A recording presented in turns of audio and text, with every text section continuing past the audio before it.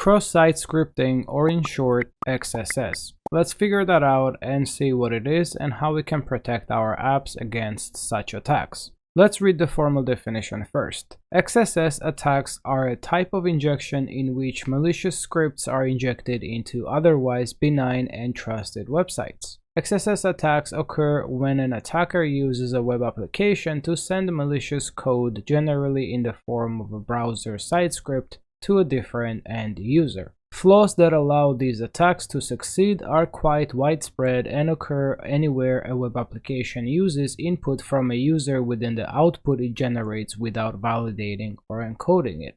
Let's look at the registration form within our Xpenis app as an example to sort of understand what XSS really is. Before we exploit the XSS vulnerability though, I want to first mention that I made a small adjustment behind the scenes. If we click on sign in and log in with the username, you can see that we are now displaying the logged in user's name next to the user icon right here. I did this by passing the user's name globally to all Twig templates the same way we've done it for other things like the validation errors and so on. So if we open the code here, you can see that within the auth middleware class, I added this line right here to pass down the auth variable globally to Twig templates, and it simply passes down an array that contains the user ID and the username. I decided to do it within the auth middleware instead of creating a new middleware because auth middleware already handles the user authentication part right here, and this determines if the user is logged in or not. And if the user is not logged in, then we redirect the user to the login page, and if the user is logged in, we attach the user to the request. So it was a good place to add this line to pass the user information globally to the Twig templates like the ID and the name. Later we may pass a few more options, but for now the ID and the name is what we need.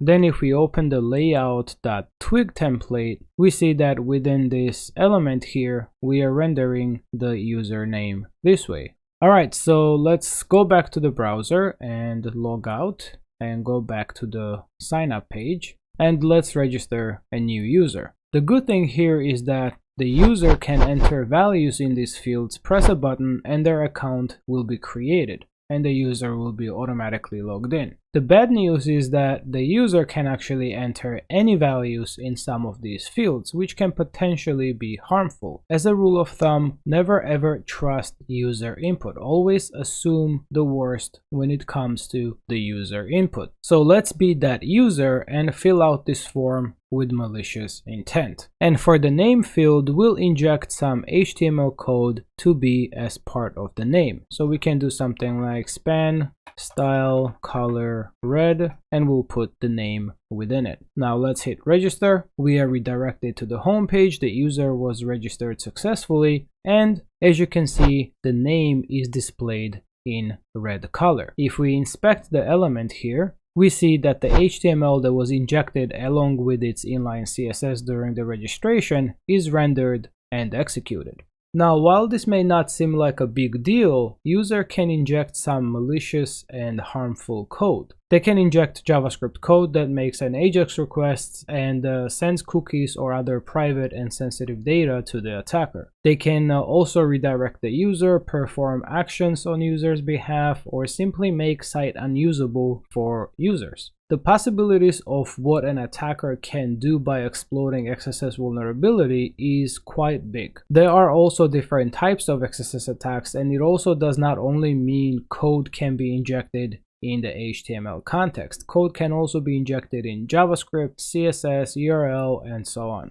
The solution is to properly escape or encode the output. You can read more about XSS in the OWASP.org documentation, and I highly encourage and recommend you to go through the top 10 vulnerabilities of OWASP.org. They explain it really well what the vulnerabilities are, and they also give you hints and tips and solutions on how to avoid these attacks or how to protect your application from these attacks. Now luckily Twig has already covered this for us and has a solution that we can use. And if you're using another templating engine like Laravel Blade, that should also be automatically handled for you. If you however use PHP templates, then you'll need to escape the output yourself, and I'll show you how in a minute. So Twig actually has escaping enabled by default. I just disabled it for this lesson to show you this in action. If we open the container bindings in the code here, you'll see that within the section where we're binding the Twig class, where we create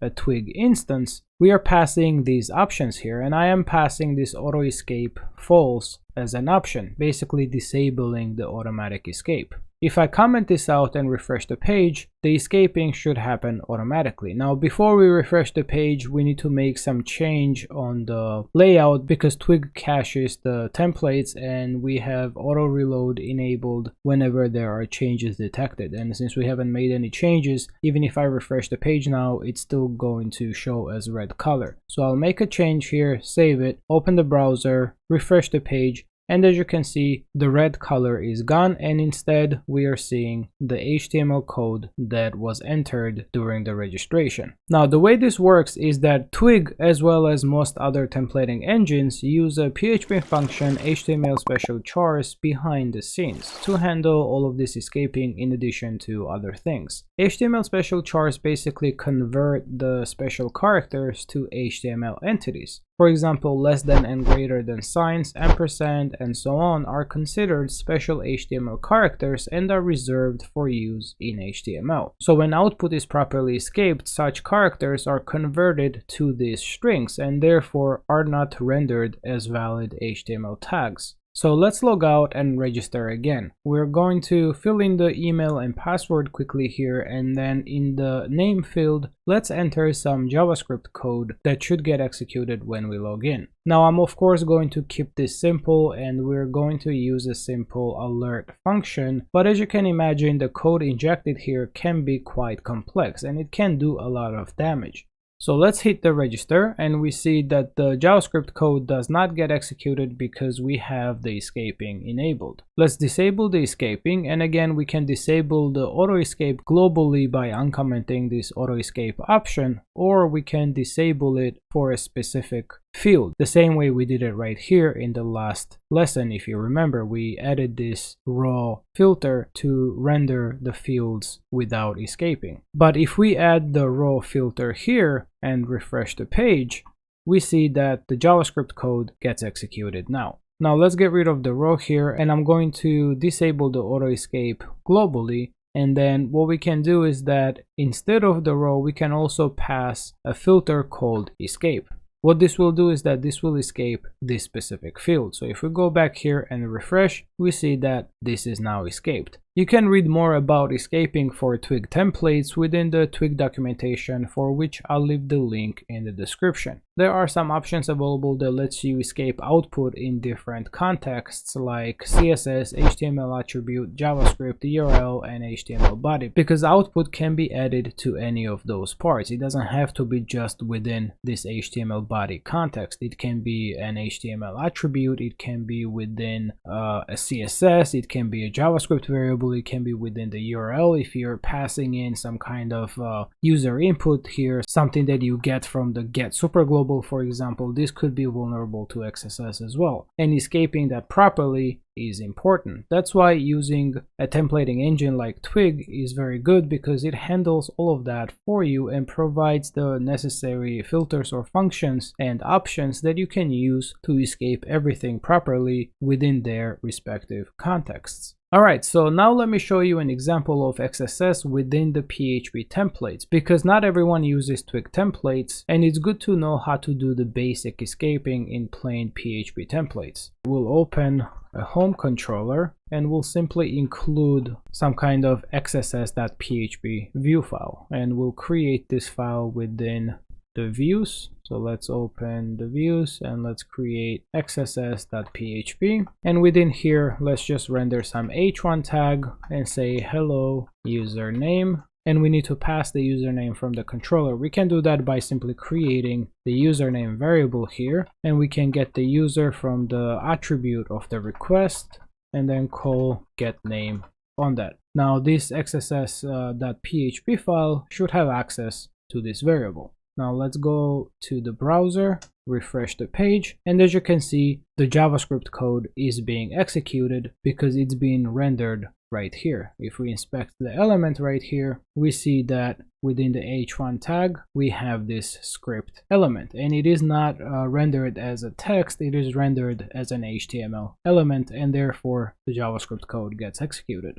We will need to use the HTML special chars function to fix this. So we'll do HTML special chars, pass the username as the first argument. Now as the second argument, we'll pass ent quotes as a flag. You can check the documentation for the list of supported flags that you can pass here as the second argument, but we're going to be using ent quotes. That basically handles the encoding and escaping for quotes.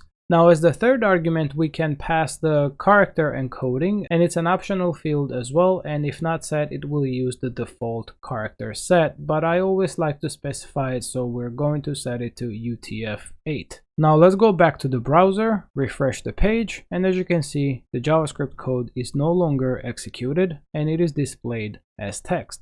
Now I know some of you may wonder, why can't we just sanitize the data before saving it in the database? That way we don't need to worry about displaying them, right? For example, when registering the user, why can't we just strip all the tags and special characters and save the name without those? Now that is of course a good option. Sanitizing data is good if you need that input to be sanitized. So it could work for the name field because you want to have valid names in your application. But sanitizing and stripping away all the tags from all the text may not always be a good idea, because you may need to save the raw data in the database and then go back to it to see what was the raw text that was saved. Also, what if the text is a comment that gets added to your comment section in your application, and the comment may include less than or equal to sign to compare some numbers, or the greater than sign or ampersand to denote end, and so on. And stripping the tags and sanitizing the input from special characters can mess with the user text, and then users can get frustrated because it is not what they entered, even though you're being very careful to make sure that your application is secure. You might actually be hurting the user experience.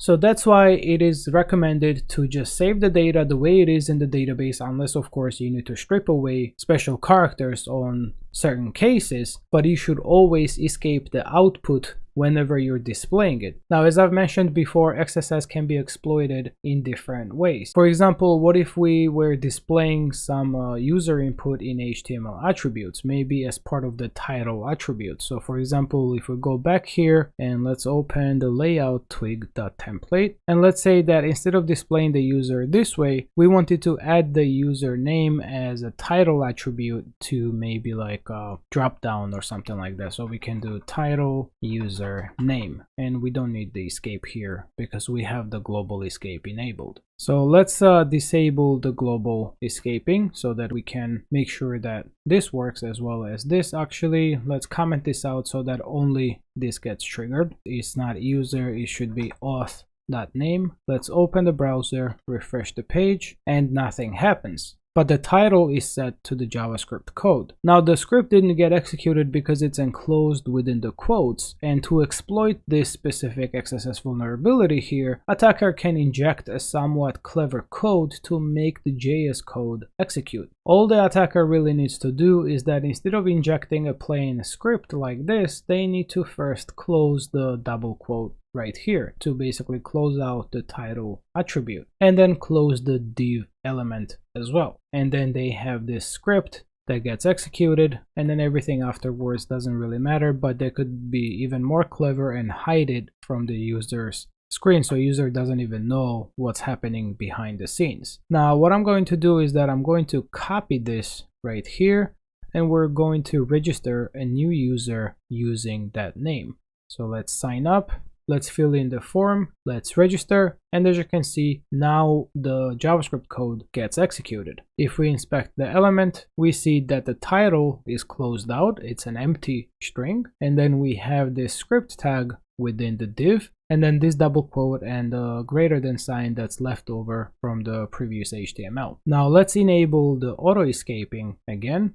Let's uncomment this as well. Let's go back to the browser, refresh the page, and as you can see, nothing gets alerted on the screen. If we inspect the element here, we see that the script tag is rendered as regular text. Now, Twig by default does escaping for HTML body contexts, and in most cases it works for attributes as well, but they do provide options specific for attribute contexts. So instead of relying on the default HTML context escape, what we can do is that for the attribute context, we can use the escape filter and pass HTML attribute as an argument, and this will escape it within the attribute context. Now there is also a short version of this filter called E, so you can just do escape or E, either one should work. Let's refresh the page and everything still works as expected. To make sure that this works, what we can do is that we can again disable the auto escape.